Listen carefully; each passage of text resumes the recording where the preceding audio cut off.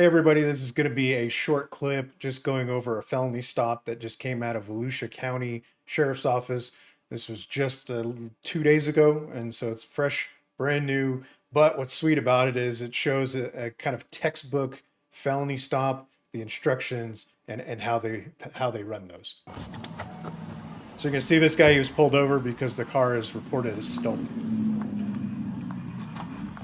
On me. Gotcha, Chief. You ready? Yep. Get out of the car. Get out. Keep your hands up. Get out of the car. Yep. Face the other way. Put your hands up high. Walk back towards the sound of my voice. Do not put your hands down. You understand me?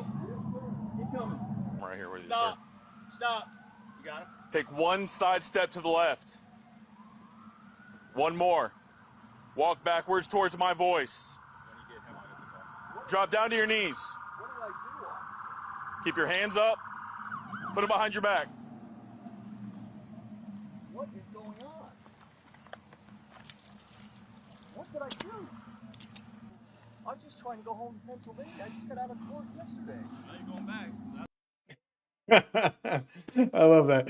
I just got out of court yesterday. Well, now you're going back. Welcome to the county. So anyway, there's a couple things I wanted to do, kind of break this down and explain. So what is a felony stop? That's the first question. I've had this question before. And so just to explain what a felony stop is, felony stop or high risk stop is going to be something that the driver has an outstanding warrant that they're aware of, is armed and dangerous. There may be some sort of other factors involving threats or maybe even on a federal wanted list, some type of kind of watch list or something like that that pops up when they run the name or the license plate. In this case, this person, the vehicle was reported stolen. And reported stolen vehicles lead to a lot: guns, drugs, warrants, different kinds of things. And so in this case, it led to a guy who's in and out of court. So there's some sort of history there, criminal history of some kind. I don't know if they're convicted criminal history, but it's criminal history of some kind. And it's a reported stolen vehicle. So who knows, the circumstances behind a stolen vehicle. Usually you get a hit on a plate, it pops up on the screen. It'll give you the make, model, VIN number, all the information, registered owner, things like that. But it'll just say, stolen, wanted, whatever. And it doesn't say like it was this guy gave it to this person who gave it to, there's no story included. That's the kind of information you get off the police report. So they do the felony stop. And as you can see, it's kind of like in a gas station kind of parking lot. They've got one vehicle behind it, kind of offset a little bit. It looks like they might have even kind of like pinned the vehicle into the parking spot a little bit because they're really, really close up to it. And then there was a vehicle on the other side, which is where body cam comes from. And then he comes over to this car, opening the door and using the door as cover. If I had anything to complain about with this video at all, I would call it the sloppy grip. So he flops his arm over the thing, letting the door kind of hold support for his firearm, but is contributing nothing with that firearm like that. I mean, obviously, if the guy pops out, starts shooting or whatever, he's going to pop it up and fire. I'm sure his reflexes are great. But here's what I would do personally. I would roll that window down. I'd get lower behind the door using the door more as cover. That glass is not going to be cover at all. And I'd put my arm and gun on that door frame within the window if it was me. But that if I had to complain, that's like the only complaint. Anyway, they have one guy right, one guy left. I assume there's a driver of the vehicle on the body cam where he is. So you got another gun there. I would hope that somebody's thinking, long gun, one's thinking less lethal, something like that. But that's what they're going to want to focus on when they do this. Now, what they're going to do is they're going to order the driver out of the vehicle. They're going to give them clear commands. And the best way to do this is one person. And sometimes you do it over your PA, over the loudspeaker. Sometimes you just do it verbally. You just yell at him, hey, driver, turn off the vehicle. Driver, take the keys out of the ignition, throw them out the window or put them on the roof or whatever the policy for that department is. And then they're going to say, driver, step out of the vehicle, face away from me, hands up. They want to see that where their hands are at all times. This is a textbook felony stop. This is how you do that.